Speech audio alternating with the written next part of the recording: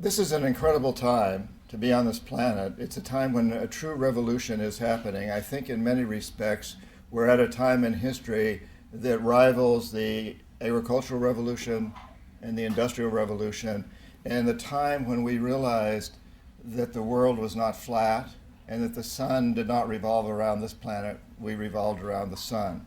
At times like these, there are amazing, huge changes.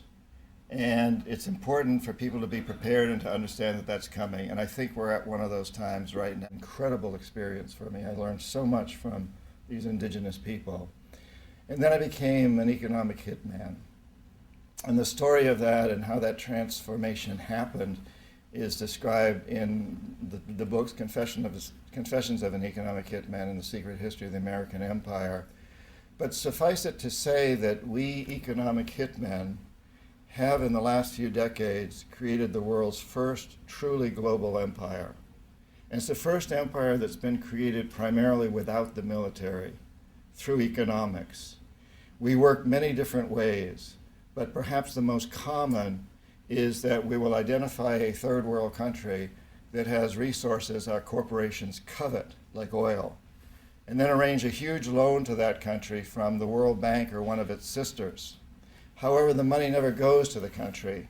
Instead, it goes to our own corporations to build infrastructure projects in that country, power plants, highways, industrial parks, things that benefit a few rich people in that country, as well as our own corporations, but do not help the majority of the people at all, because these people are too poor to buy electricity or have cars. They don't have the skills to get jobs in industrial parks.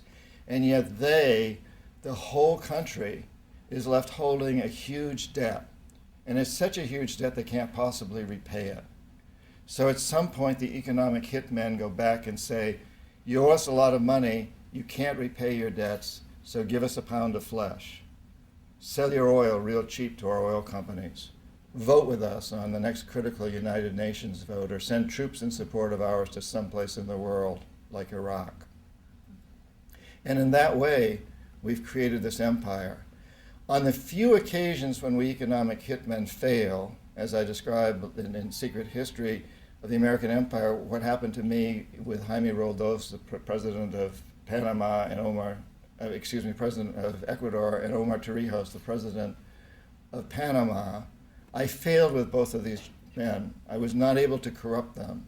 In this corruption, incidentally, my job, everything I did was legal. It shouldn't be, but the forms of corruption we use are totally legal, so I wasn't doing illegal activities.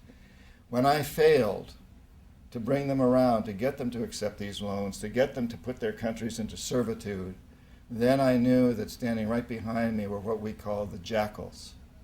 And these are people who overthrow governments or assassinate their leaders. And both Jaime Roldos of Ecuador and Omar Torrijos of Panama were assassinated by CIA-sponsored jackals because I failed to corrupt them.